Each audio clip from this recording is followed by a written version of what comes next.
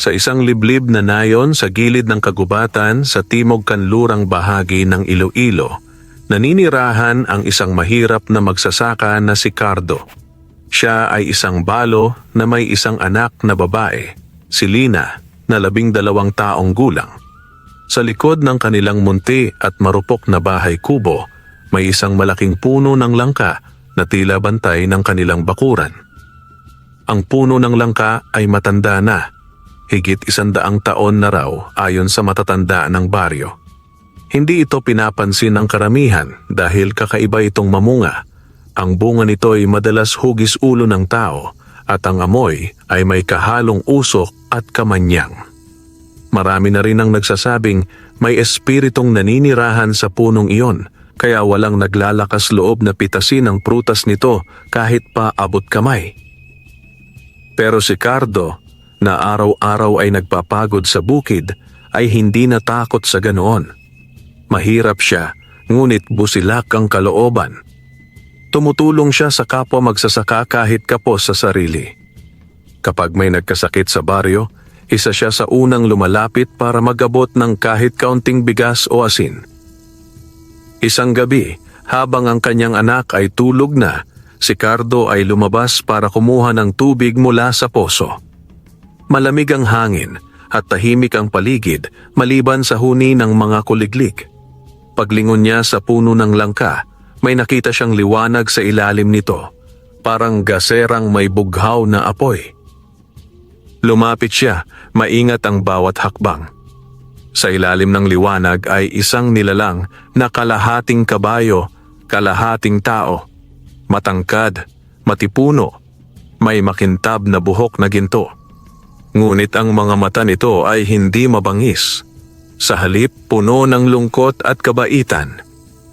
"Huwag kang matakot, Cardo," wika ng nilalang. "Ako si Abel, isang mabuting tikbalang. Dito ako naninirahan sa punong ito mula pa noong panahon ng inyong mga ninuno." Napaatras si Cardo, ngunit hindi niya nadamang may panganib. "Anong kailangan mo sa isang tulad kong dukha?" tanong niya. "Hindi ikaw ang kailangan ko, kundi ang iyong kabutihan," tugon ni Abel.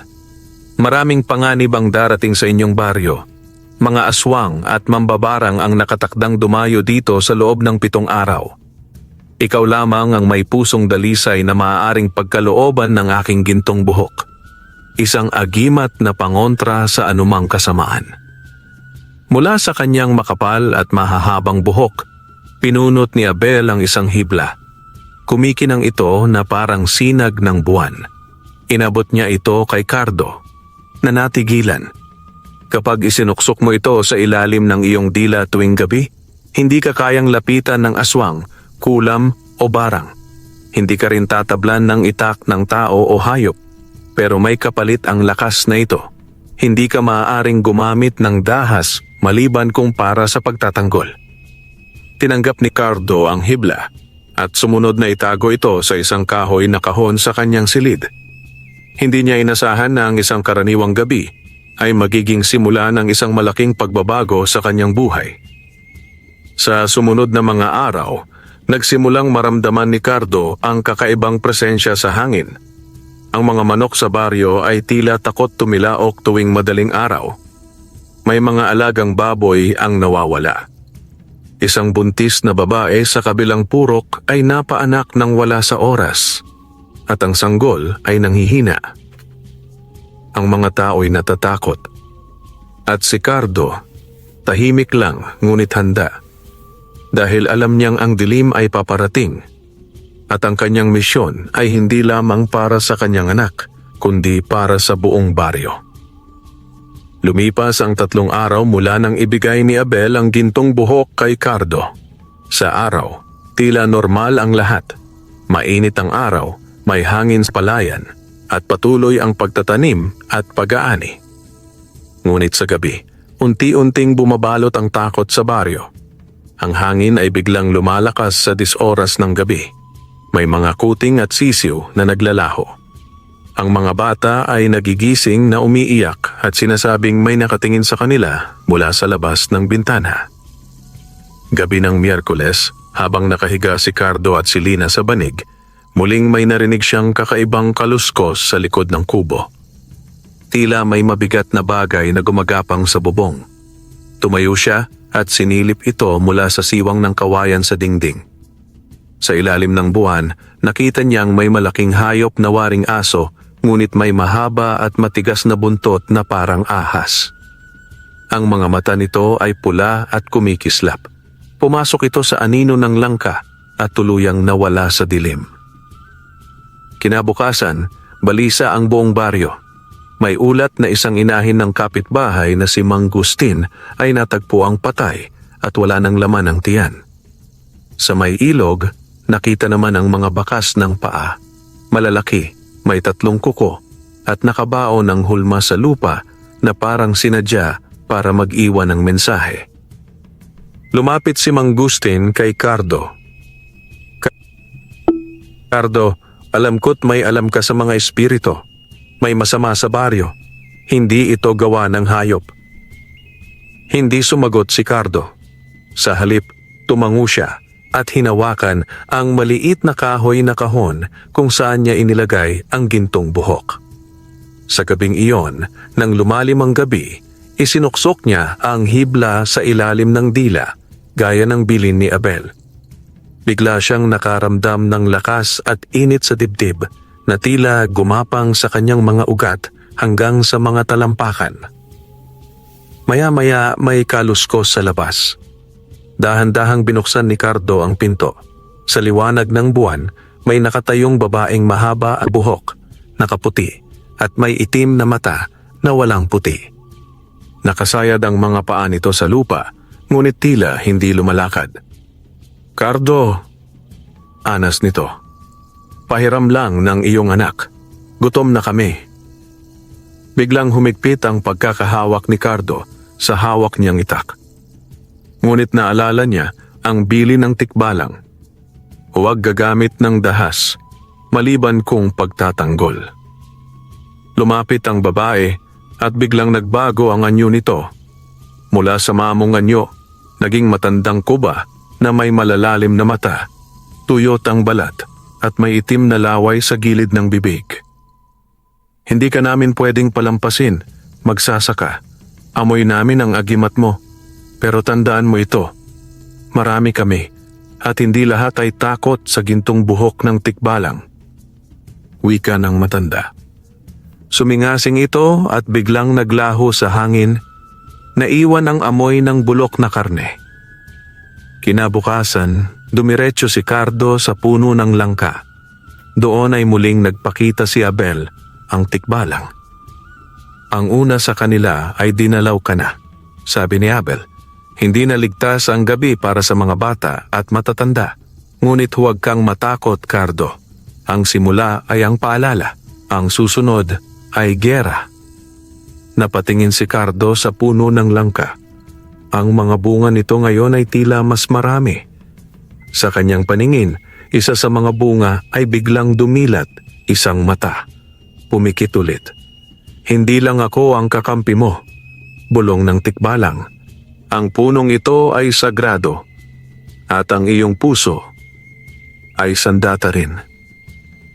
Sa kanyang dibdib, muling uminit ang lakas ng gintong hibla, at sa kanyang isipan, buo na ang desisyon. Hindi siya papayag na ang kanyang anak o ang kanyang baryo ay mapasailalim sa mga nilalang ng dilim.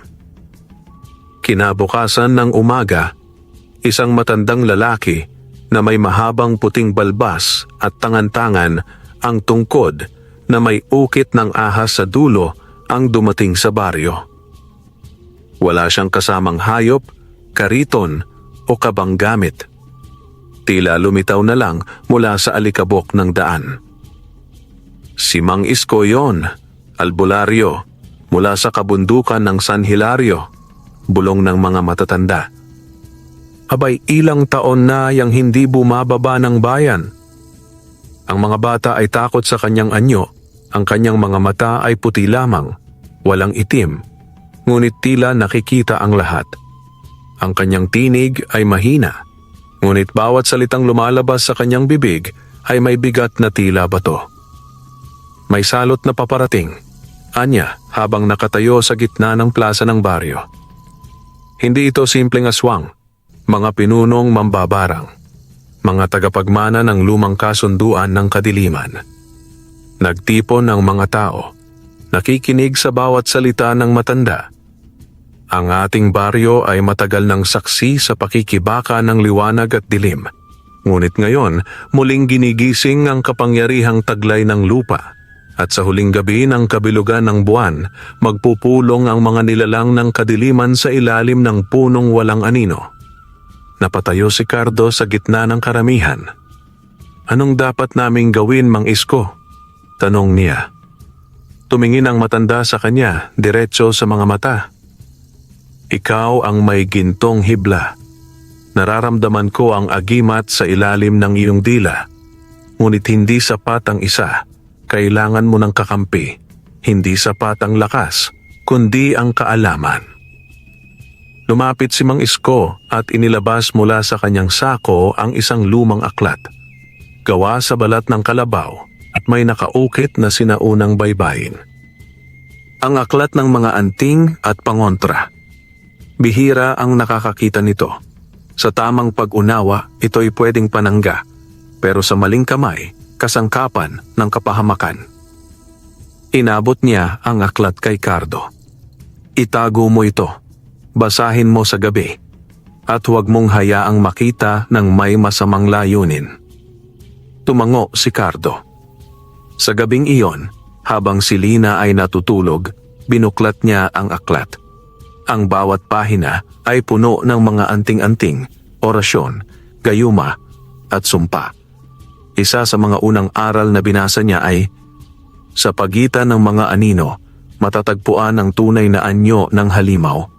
Ang hindi natatakot tumingin sa dilim, siyang nakakakita ng katotohanan." Biglang lumamig ang hangin. Narinig ni Cardo ang kaluskos sa bubong, mas mabigat kaysa dati. Tumigil siya sa pagbasa. Kinuha niya ang itak sa tabi ng banig at dahan-dahang lumabas ng kubo. Sa ilalim ng liwanag ng buwan, nakita niyang nakadapo sa sanga ng puno ng langka ang isang malaking uwak. Kasing laki ng aso, may 3 mata sa noo at ang mga kuko ay tila bakal. Isa sa mga bantay ng mambabarang. Bulong ng tinig sa kanyang isipan. Tinig ni Abel, ang tikbalang. Humuni ang uwak. Malalim, parang sigaw ng sanggol na umiiyak. Tumayo ang balahibo ni Cardo, ngunit hindi siya umatras. Inilagay niya ang gintong buhok sa ilalim ng kanyang dila at inusal ang isang orasyon mula sa aklat. Lumayo ang sumpa, bumalik sa pinagmulan, sa liwanag ng anting, ikaw ay lalabanan. Biglang nangisay ang uwak at nagliyab ang mga mata nito. Sumirit ito sa hangin at tuluyang nawala. Naiwan ang amoy ng nasusunog na dahon. Sa likod niya, lumitaw si Abel mula sa anino ng puno ng langka. Magaling, ngunit yon ay pauna lang. Darating ang mga tunay na panganib kapag ang buwan ay buong buo na. Cardo, simula ngayong gabi, hindi ka na lamang magsasaka. Ikaw na ngayon ang tagapagbantay ng baryo. Hindi pa man lubusang sumisikat ang araw ay nagkagulo na sa baryo. Isang estrangherang babae ang dumating, nakasakay sa puting kariton na hinihila ng asul na kalabaw. Ang kanyang balat ay kasing puti ng hinog na gatas. Ang kanyang buhok ay itim na itim, mahaba hanggang balakang. At ang kanyang mga mata, tila may bahid ng asul na apoy sa ilalim ng liwanag ng araw. "Magandang umaga sa inyo," mahinahong bati ng babae habang bumababa ng kariton. "Ako si Aling Isay, manghihilot at manggagamot mula sa kabilang lambak. Dito muna ako pansamantala. Nagbabaka sakaling may mga ilangan ng aking tulong." Tahimik ang mga tao. Pakiramdam nila ay may kakaiba sa presensya ng babae. Hindi ito takot, ngunit tila masyadong magaan ang hakbang. Pari hindi siya lumalakad, kundi lumulutang. Si Cardo, na nooy kagigising pa lamang mula sa pagbababad sa aklat ng mga anting, ay napalingon nang marinig ang tungkol sa bagong dating. Naramdaman niyang kumislot ang gintong buhok sa kanyang bulsa na tila nagbabala. Kinagabihan, habang ang paligid ng kanyang kubo, napansin niyang may bahagyang liwanag na nagmumula sa lumang kamalig sa gilid ng palayan. Doon daw pansamantalang tumutuloy si Aling Isay. Lumapit siya dahan-dahan at sa pagitan ng mga puwang sa dingding ay sumilip. Nakita niya si Aling Isay na nakaupo sa gitna ng bilog na may mga hiniwang balat ng ahas, ugat ng anahaw at itim na kandila. Sa kanyang harapan, isang salamin ang kanyang tinititigan, hindi upang makita ang sarili, kundi upang kausapin ang isang nilalang. Mula sa salamin, lumitaw ang imahe ng isang matandang babae na walang muka. Tanging bibig lamang ang may anyo. Nahanap mo na ba ang tagapagmana ng gintong buhok? Tanong ng tinig. Oo, sagot ni Aling Isay. Ngunit hindi pa niya lubos na nauunawaan ang kapangyarihang nasa kanya. Bantayan mo siya. Kung hindi natin siya makuha bago ang kabilugan ng buwan, mawawala sa atin ang huling pagkakataong mabuksan ang pintuan ng silong ng itim na buwan. Biglang bumigat ang hangin sa paligid. Ang itim na kandila ay nagliyab ng bughaw. Napaatras si Cardo. Tumakbo siya pabalik sa kanyang kubo at agad na tinawag sa isipan si Abel, ang tikbalang. Sa isang iglap ay lumitaw si Abel mula sa lilim ng punong langka. Nakita mo na siya, Anya. Tumango si Cardo. Si Aling Isay, hindi siya tao, hindi rin ganap na halimaw. Ano siya? Isa siyang tagapamagitan ng mga mambabarang. Ipinadala upang subukin kung gaano ka nakalalim sa daang nilalakaran mo. Bakit hindi natin siya paalisin? Tanong ni Cardo. Hindi ganoon kadali. Ang kanyang anyo ay protektado ng isang lumang sumpa. Ang sino mang susubok na saktan siya sa labas ng bilog ng buwan ay masusumpa ng pagkabulag ng isipan. Anong dapat kong gawin? Walang galaw muna. Obserbahan siya. Sa ikapitong gabi, kapag ang mga uwak ay lumipad paikot sa kanyang kamalig, saka natin sasalubungin ang kanyang tunay na anyo. Dumaan ang mga araw na may kaba sa dibdib ni Cardo. Sa ibabaw ng kanyang bubong ay lagi nang may nakadapong uwak. Sa kanyang bintana, minsan ay may aninong babae na lumilipas sa mata ng kanyang paningin. At si Aling Isay, araw-araw ay parami ng parami ang lumalapit sa kanya. May nagpapahilot, may nagpapagamot, may humihingi ng anting-anting. Hindi nila alam, ang bawat hibla ng buhok na iniiwan ng kanyang mga pasyente ay itinatabi niya sa kanyang lalagyan. Isang garapon na puno ng itim na langis. Isang gabi, nang akala ni Cardo ay tahimik ang lahat, napansin niyang may nawawalang batang kambing. Sa paghahanap, nakita niya itong nakasabit sa sanga ng puno. Walang dugo, ngunit walang laman ang loob ng katawan. Pagsapit ng ikapitong araw matapos dumating si Aling Isay, kakaibang katahimikan ang bumalot sa buong baryo. Mula sa silangan, dahan-dahang gumapang ang isang hamog na itim ang kulay, tila usok mula sa sinunog na tuyong damo, ngunit malamig at mabigat sa dibdib. Ang mga aso'y tahimik, ang mga manok ay hindi tumilaok. Parang pinigil ng kalikasan ang kanyang hininga. Dumating na siya, bulong ni Abel, na muling lumitaw mula sa lilim ng punong langka. Ang kanyang mga mata ay kumikislap sa ilalim ng dilim. Kailangan na ba nating kumilos? Tanong ni Cardo, habang nakahawak sa kanyang itak na may inukit na panalangin Latin at pinahiran ng langis ng kamangyan. Hindi pa, sagot ni Abel. Ngunit dapat kang maghanda. Ang gabi ngayong ito ay pagsubok. Sa hating gabi, bubuksan ni Aling Isay ang pintuan sa pagitan ng daigdig ng mga tao at ng sinsay ng itim na alon kung saan isinisilang ang mga nilalang na walang kaluluwa. Napalunok si Cardo. Muli niyang hinawakan ang gintong buhok ng tikbalang sa kanyang bulsa.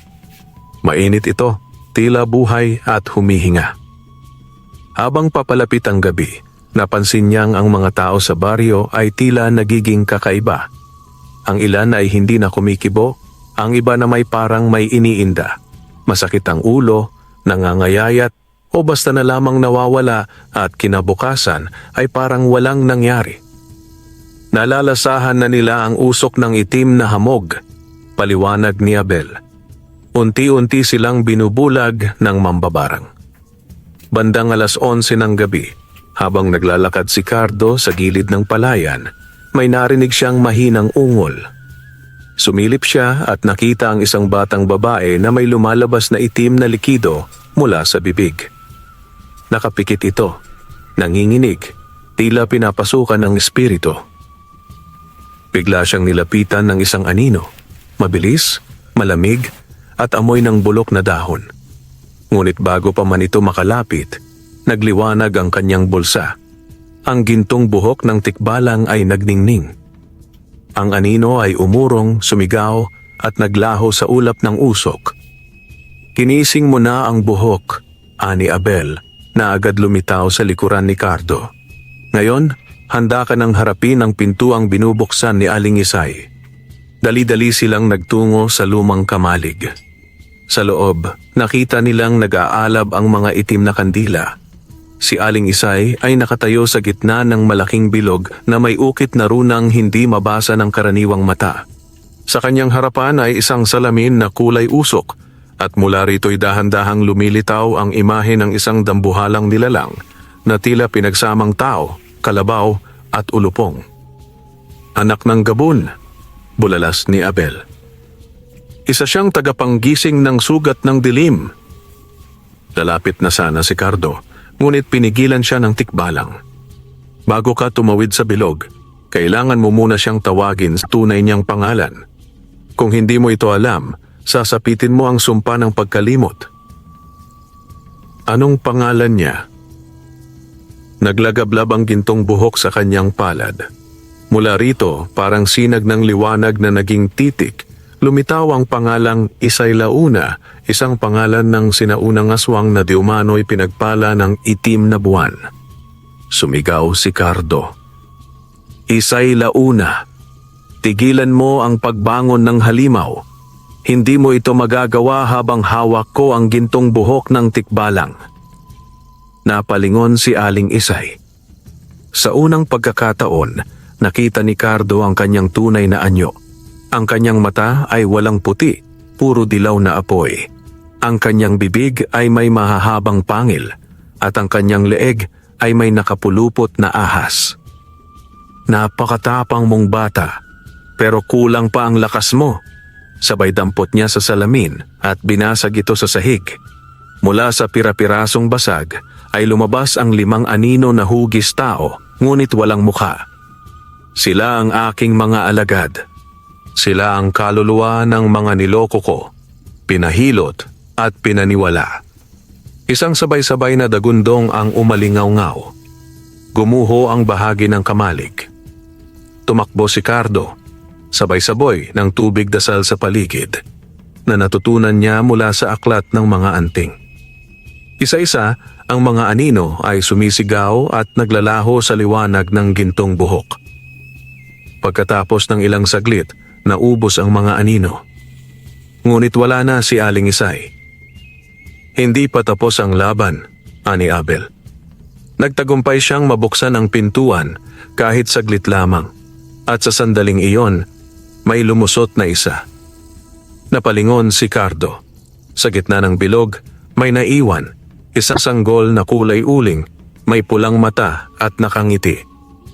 Tahimik ang paligid habang nakatitig si Cardo sa nilalang na naiwan sa gitna ng bilog. Ang sanggol ay nakapikit, ngunit ang katawan nito ay kulay abo, parang abo ng sunog na kahoy. Sa noo nito ay may pulang hugis buwan, at ang paghinga nito'y tila may kasamang lagitik ng nagbabantang kidlat. Hindi yan basta sanggol, bulong ni Abel na nasa likod ni Cardo. Isa siyang batang walang hininga. Ipinanganak sa pagitan ng 2 mundo, pinanggalingan ng matinding kasamaan. Pero sanggol siya, ani Cardo. Hindi ko kayang... Wala pa siyang lakas ngayon, sagot ni Abel. Ngunit sa susunod na kabilugan ng buwan, kapag hindi napigilan ang pagtubo ng sungay niya sa noo, magiging ganap siyang halimaw, isa sa pinakamatinding tagapagdala ng barang at salot. Lumapit si Cardo. Tumigil siya sa gilid ng bilog, inabot ang gintong buhok sa kanyang bulsa at itinapat ito sa sanggol. Nagliwanag ito at ang bata ay napangiwi, tila nasasaktan. Ngunit imbes na mamatay o matunaw gaya ng inaasahan ni Abel, ang bata ay biglang napaiyak at sa unang pagkakataon, lumabas sa bibig nito ang isang salita. Cardo. Napalayo siya sa gulat. Narinig mo yon? Tumango si Abel na ngayoy tila nag-aalangan. Ipinangalan ka sa kanya, isa ka sa mga hinirang. Hindi mo ito anak, pero ikinabit sa iyo ang ugnayang hindi basta puputulin. Kaya't kung papatayin mo siya, papatayin mo ang bahagi ng sarili mong kaluluwa. Hindi ako handa sa ganitong responsibilidad, sambit ni Cardo. 1 linggo pa lang akong nakakahawak ng agimat. Isa lang akong magsasaka. Ngunit hindi lang ang dugo ang bumubuo sa isang ama, kundi ang paninindigan, sagot ng tikbalang. At kung hindi mo siya kayang pasanin, ako ang bahala. Ngunit matatali ang kaluluwa ng bata sa akin at baka lumaki siyang puno ng paghihiganti. Tahimik si Cardo. Tumigil siya sa paghinga, tila nag-iisip ng lalim. Naputol ang katahimikan nang muling dumagundong ang langit. May sumisilip na pulang liwanag mula sa silangan, hudyat ng kabilugan ng buwan na mas maaga kaysa sa karaniwan. May tumutulong kay Aling Isay, ani Abel. May mas matanda, mas makapangyarihan. Isang mandurumog mula sa libingang di pa nabubuksan sa bundok Panlayon. Ang kanilang layunin ay buuin ang 3 haligi ng lumang barang. Nang marinig ni Cardo ang salitang 3 haligi, natigilan siya. May nabasa ako sa aklat mo.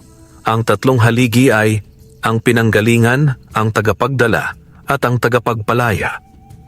Tumango si Abel. At ang batang ito ang tagapagdala.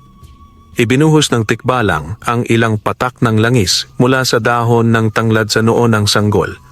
Sumiklab ang kaunting apoy, ngunit agad ding nawala. Lalaban tayo, wika ni Cardo. Hindi ko siya papabayaan, ngunit kailangan natin ng kakampi. May isang matandang albularyo sa kabilang bayan, si Mang Tobeng. Siya ang dating tagapangalaga ng 2 anting-anting ng kaalaman. Ngunit nawala na siya sa paningin ng marami. Sinasabing nabaliw na raw sa kabundukan. Kung kailangang hanapin siya, pupuntahan ko, sagot ni Cardo. Ngunit bago sila umalis, biglang sumambulat ang putok sa labas ng kamalig. May nagsusunog ng palayan. Mga tauhan na ni Isay, ani Abel. Nag-umpisa na ang digmaan. Agad nilang binuhat ang sanggol at tumakbo palayo sa apoy. Habang tumatakas, narinig ni Cardo ang isang boses sa kanyang isipan. Isang tinig ng babae, malamig, matalim, ngunit puno ng lungkot. Maaari mong iligtas ang mundo, Cardo, pero hindi mo maililigtas ang sarili mo. Madilim pa nang umalis si Cardo. Bitbit ang sanggol na nakabalot sa banig at ang anting-anting na gawa sa gintong buhok ng tikbalang. Nasa likod niya si Abel, na ngayoy anyong tao, isang matangkad na matandang may makapal na balbas at mapupungay na mata. Lulan sila ng karitong hila-hila ng isang puting kalabaw na tila hindi karaniwang hayop. May balahibong makinang sa liwanag ng buwan. Tahimik ang daan.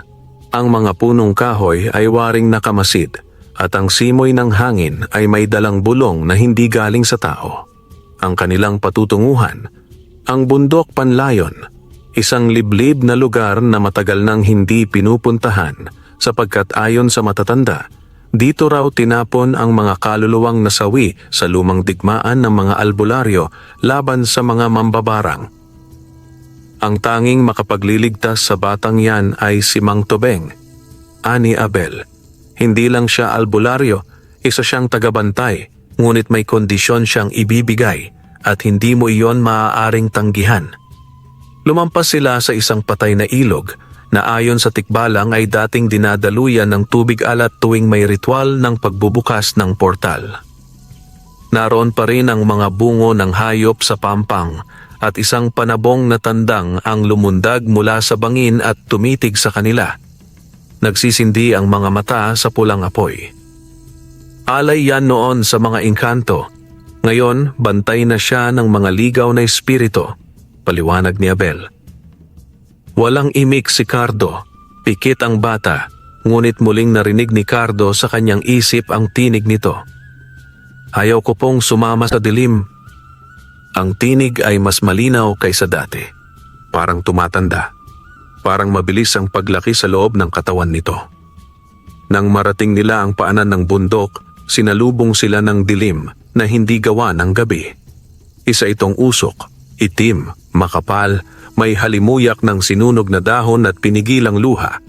Biglang tumigil ang puting kalabaw. Nagsimulang manginig. Hindi siya makakaakyat, ani Abel. Kailangan nating maglakad mula rito. Habang paakyat, may maririnig silang hikbi ng mga batang nawawala.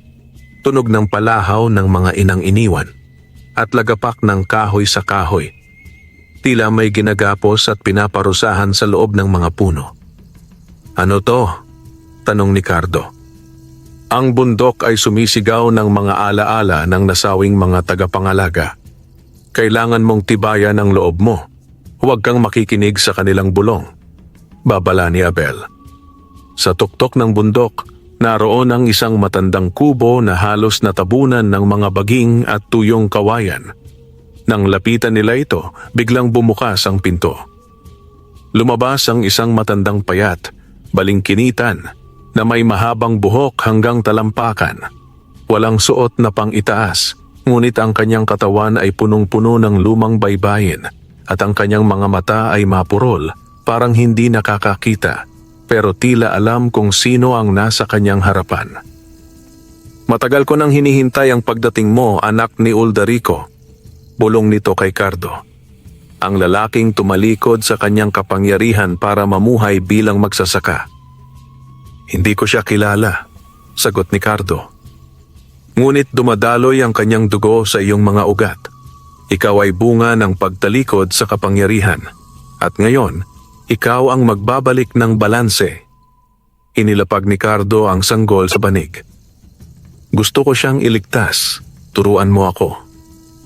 Ngumiti si Mang Tobeng. Hindi mo kailangan ng aral. Ang kailangan mo ay pagbitaw. Pagbitaw? Upang mailigtas ang batang yan, kailangan mong ibigay ang isang bagay na hindi mo na mababawi kailanman, ang alaala ng iyong ina. Napatras si Cardo. Ang kanyang ina, si Aling Rosa, ang siyang nagtaguyod sa kanya sa kabila ng kahirapan, ang tanging dahilan kung bakit siya nagpupunyagi. Bakit iyon? Dahil ang alaala ng pagmamahal ang panangga ng masamang espiritu. Kung kukunin ito ng halimaw, kaya nitong pumasok sa pinakabanal mong diwa. Ngunit kung wala na ito, mawawalan siya ng daan. Tahimik si Cardo. Muling tumulo ang luha niya.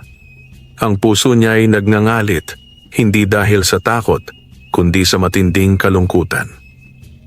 Piliin mo, alaala ng ina mo, o buhay ng batang ito, hindi pwedeng pareho. Lumapit si Abel. Hindi ko makikialam. Ito ay pagpili ng tao, hindi ng nilalang. Umangat ang kamay ni Cardo, hawak ang gintong buhok ng tikbalang. Isinilid niya ito sa bibig ng sanggol at sa kanyang isip ay bumigkas ng isang dasal na hindi niya alam kung saan nagmula. Sa ngalan ng liwanag na walang pangalan, isinusuko ko ang alaala ng dakilang pusong nag-aruga. Palitan mo ng lakas na hindi matitinag sa dilim. Umilaw ang buong bundok. Tumilapon si Cardo at tuluyang nahimatay. Sa kanyang panaginip may isang babae sa dilim na umiiyak. Anak, huwag mo akong kalimutan.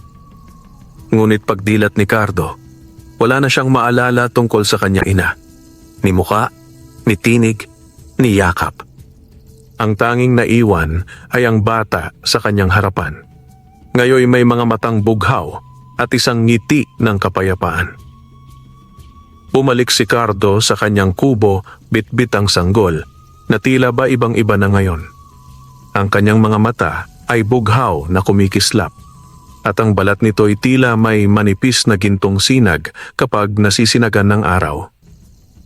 Tahimik lamang ang bata, tila ba alam na nito kung saan siya naroroon at kung anong kapalaran ang naghihintay sa kanila. Samantala, sa kabilang dulo ng gubat, isang masamang puwersa ang bumangon. Sa ilalim ng ugat ng isang matandang punong balete, nagsisimula ng gumalaw ang mga inukit na buto, pinatuyong balat at mga amuletong may punit na pangalan. Mula sa putik ay sumulpot ang isang nilalang. Mahaba ang buhok, baluktot ang katawan at may mga palasong tinik na nakabaon sa likod. Ito si Mandurumog, isang makapangyarihang mambabarang na ilang dekadang naipit sa pagitan ng espiritual na daigdig at ng mundo ng mga tao. Nagising ako dahil sa gintong buhok ng tikbalang. Bulong niya habang kinakagat ang isang uwak na buhay at sinipsip ang dugo nito. Naramdaman ni Mandurumog ang presensya ng sanggol.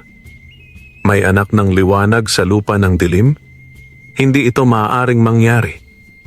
Agad siyang bumigkas ng isang panalay, isang uri ng madilim na orasyon na nagpapadala ng sakit at kamalasan sa kanyang puntiryang nilalang.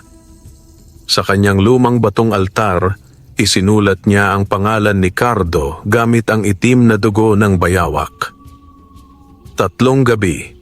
Sa 3 gabi, papatayin ko ang magsasaka at ang batang liwanag ay magiging akin. Samantala, si Cardo ay tila nawala sa ulirat. Hindi na niya maalala ang muka ng kanyang ina. Kahit anong pilit, blanko ang kanyang gunita. Ngunit ang kakaibang pakiramdam ng pagkawala ay hindi na niya naiyak. Sapagkat pati ang emosyon ay tila binura na rin. Isa itong kapalit, ani Abel habang nakaupo sa puno ng langka, nakasabit ang buntot sa sanga. Pero buhay siya, sagot ni Cardo habang pinapatulog ang sanggol. At iyon lang ang mahalaga ngayon. Lumapit si Abel. Ngunit kailangan mong malaman ang totoo. Ang batang ito ay hindi lamang niligtas. Siya ay piniling tagapagmana. Tagapagmana? Oo, ang gintong lahi ng mga tagapangalaga. Isa siyang alitap-tap ng panahon. May kakayahan siyang linisin ang mga salinlahi ng kadiliman. Pero habang bata pa siya, siya rin ang pinakamarupok. Kapag nahulog sa kamay ng mambabarang, magiging sandata siya ng kasamaan. Biglang humangin ng malakas. Umalulong ang mga aso sa baryo. Pumutok ang isang ilawan sa bahay ng kapitan. At sa langit ay may namuong ulap na kulay uling. Dumarating na si Mandurumog, bulong ni Abel. At alam niya na kung nasaan kayo. Hindi pa man sumasapit ang gabi, isang matandang babae ang pumunta sa bahay ni Cardo. Nakasuot ito ng itim. May makapal na belo sa mukha at may hawak na baston. Narito ako para dalhin ang bata sa mas ligtas na lugar, aniya. Ako si Nanang Koring, dating tagapangalaga ng sanggol ng liwanag. Ngunit hindi kumikibo ang bata sa kanyang mga bisig. Sa halip, bigla itong umiyak ng malakas. At lumabas mula sa bibig nito ang isang liwanag na tila apoy na ginintuan. Napaatras si Nanang Koring. Nahulog ang kanyang baston. Hindi ikaw si Nanang Koring, ani Abel na ngayoy nasa likod na nila. Nagsimulang magbago ng anyo ang matanda.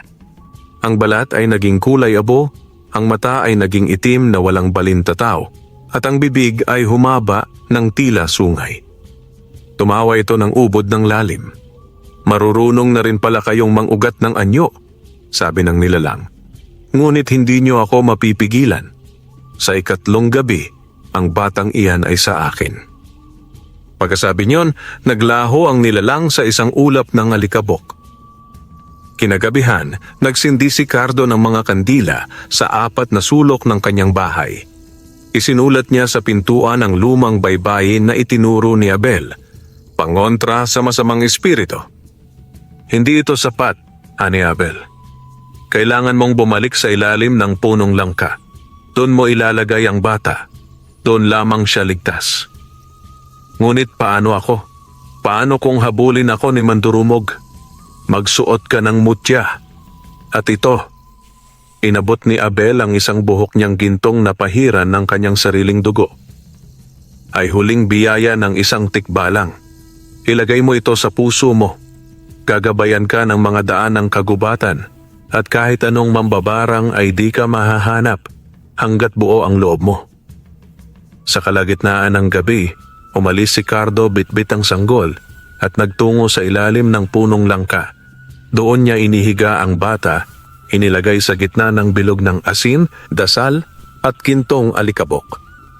Ngunit sa paligid, nagsimula ng gumapang ang mga anino, mga pugot na katawan, gumagalang pugot at mga uwak na may matang apoy.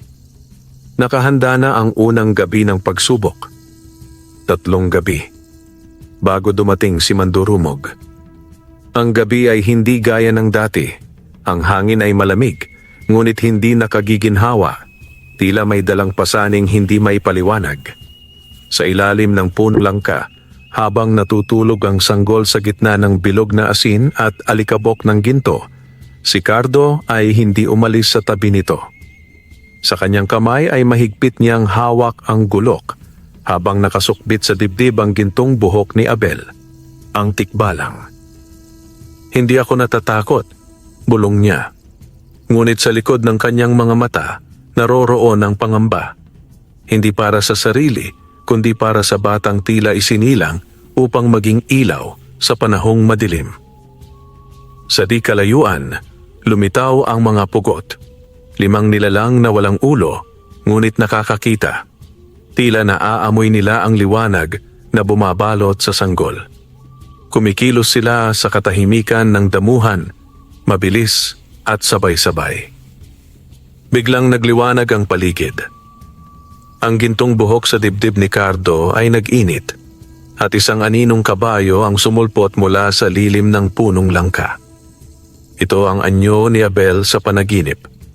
Hindi na sa anyong tikbalang, kundi isang liwanag na tagapagbantay. Dumating na sila. Bulong ng anino ni Abel. Nang tumapak ang unang pugot sa bilog ng asin, biglang bumaon ang lupa at kinain ang nilalang. Umalingaw-ngaw ang malakas na sigaw ng espiritu habang nilalamon ng lupa ang kanyang anyo. Napatras ang iba pang pugot, ngunit bago sila makalayo, inihagis ni Cardo ang isang patalim na pinahiran ng dagta ng langka at dugo ng itim na tandang, isa sa mga payo ni Abel. Nagliyab ang patalim sa ere at tumama sa dibdib ng ikalawang pugot. Nasunog ito, sumabog ang katawan sa ulap ng alikabok. Nangilabot si Cardo. Totoo ang lahat ng sinabi ng tikbalang. Hindi ako nag-iisa. Ngunit hindi pa tapos ang gabi. Sa taas ng punong langka, nagpakita ang isang bagong anyo, isang babae, nakalugay ang mahabang buhok, ngunit sa likod ng kanyang kagandahan ay ang malaahas na mata at ngiting puno ng panlilinlang. Isa siyang manananggal, ang taga-subaybay ni Mandurumog. Ang sanggol na yan, bulong ng babae, habang unti-unting naghihiwalay ang kanyang katawan mula sa bewang, ay hindi mo mapoprotektahan ng habambuhay. Hindi mo alam ang tunay nitong pinagmulan. Isa rin siyang halimaw. Ngunit bago pa makalipad ang kanyang kalahating katawan, muling lumiwanag ang gintong buhok sa dibdib ni Cardo. Mula sa lupa ay lumitaw ang mga ugat ng langka, mga ugat na tila kamay, at hinablot ang lumilipad na manananggal. Pumiglas ito, sumigaw, ngunit naputol ang kanyang mga pakpak at nabuwal sa lupa. Ito ang lupang sakop ng liwanag, hindi mo siya madadala rito, sagot ni Abel, habang ang kanyang liwanag ay lumalaban sa anino ng gabi. Umatras ang mga natitirang halimaw, ngunit habang papalayong gumagapang ang kadiliman, isang tinig ang umalingaw-ngaw sa buong kagubatan. Mababa, matigas, at punong-puno ng galit. Ako ang darating sa ikalawang gabi, ako mismo. Lumitaw sa langit ang hugis ng isang mata, itim at gumagalaw. At sa isang iglap, pumutok ang isang malaking puno sa gilid ng kagubatan. Nayanig ang lupa. Tumigil ang mga kuliglig. Tila buong kalikasan ay natakot. Pagbalik ni Cardo sa kubo, mahigpit niyang niyakap ang sanggol. Tahimik ito, ngunit may luhang lumabas mula sa mata nito. Luhang kulay ginto. Sa susunod na gabi, hindi lang halimaw ang darating. Darating si Mandurumog. At may dala siyang kasaysayang ikinubli sa loob ng sanggol. Isang lihim na maaaring bumago sa mundo. Itutuloy sa Kabanata 10. Ang ikalawang gabi. Paghaharap ng liwanag at itim na mahika. Gusto mo bang ituloy ko na agad ang huling kabanata? Narito na ang pinakahihintay na wakas ng kwento, Kabanata 10 ng Ang Mabuting Tikbalang sa Puno ng Langka. Lumubog ang araw sa gitna ng maladilim na ulap. Ang kalangitan ay tila isinuklob na takip sa buong baryo. Pati ang mga alitap-tap ay hindi nagpakita. Sa paligid ng kubo ni Cardo, nanatiling nakasindi ang mga kandila ng langis, pinapailawan ng bilog na asin at durog na dahon ng langka sa paligid ng sanggol. Sa bawat yapak ng gabi, palapit ng palapit ang anino ng kasamaan.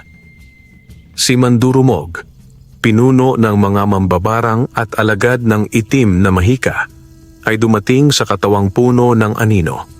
Isang dambuhalang lalaki na may katawan ng tao, ngunit may buntot ng ahas, balat ng kalabaw, at mga matang apoy. Ang kanyang pagdating ay sinundan ng pagkatuyo ng mga damo, pagkabulok ng prutas, at pagputok ng mga palad ng puno. "Ilabas mo ang batang yan, Cardo." Boses niyang parang kulog na nagmumula sa ilalim ng lupa. "Alam mong hindi siya tunay na tao." Lumapit si Cardo, hawak ang gulok, habang kumikislap ang gintong buhok ng tikbalang na nakasukbit sa kanyang dibdib. "Alam ko kung anong ipinaglihi sa batang ito. Alam ko ang lihim." Tumawa si Mandurumog. Kalahating tikbalang, kalahating tao. Anak ng isang nilalang ng kagubatan at isang babae mula sa lahing may sumpa. Isa siyang tagapamagitan. Sa gilid ng punong langka, muling lumitaw ang liwanag. Si Abel ang tikbalang sa huling pagkakataon. Buo ang anyo niya ngayon, ngunit tila mula sa ulap ng langit. "Tama ka, Mandurumog," anya. "Ang batang ito ay isinilang para itigil ang digmaan sa pagitan ng ating mga mundo. Ngunit ikaw ang dahilan kung bakit hindi matitigil ang dugo at kamatayan." Biglang sumugod si Mandurumog at sa isang iglap ay nilamon ng anino ang liwanag. Naglaban ang dalawang kapangyarihan, ang itim na mahika ng mga mambabarang at ang sinaunang liwanag ng kagubatan. Inihagis ni Cardo ang gulok, ngunit tinangay ito ng hangin. Inilabas niya ang huling sandata, isang sinag ng gintong buhok ng tikbalang. Pinaliguan ng langis ng langka at itinaga sa puso ng anino. Pumutok ang katawan ni Mandurumog. Sa isang huling sigaw, bumaon ang liwanag sa kanyang anino at ang lupa ay nabiyak. Sa loob ng pagputok, isang sanggol ang umiiyak, ngunit sa kanyang luha ay may gintong sinag. Napatda si Cardo. "Ang anak mo, Abel, siya ang tagapag-ayos, ang tagapagbuklod." Muling nagsalita si Abel habang unti-unti siyang naglalaho. "Cardo, alagaan mo siya. Turuan mo siyang magmahal kahit sa gitna ng poot. Hindi siya tulad ng iba. Siya ay magsasara ng pintuang matagal ng bukas para sa kasamaan." Pagkaraan ng 5 taon, ang baryo ay unti-unting muling namulaklak. Sa ilalim ng punong langka, isang batang lalaki ang nakaupo, nakikinig sa kwento ng matandang magsasaka. "Lolo Cardo," tanong ng bata, "totoo po ba na mabait ang tikbalang?" Ngumiti si Cardo at hinaplos ang buhok ng bata, kulay kahel, may sinag ng ginto. "Oo, apo, at ang mabait na tikbalang na yon ay ang ama mo." Tumitig ang bata sa langit at sa hangin ay may kaluskos, tila yabag ng kabayong tumatakbo sa hangin.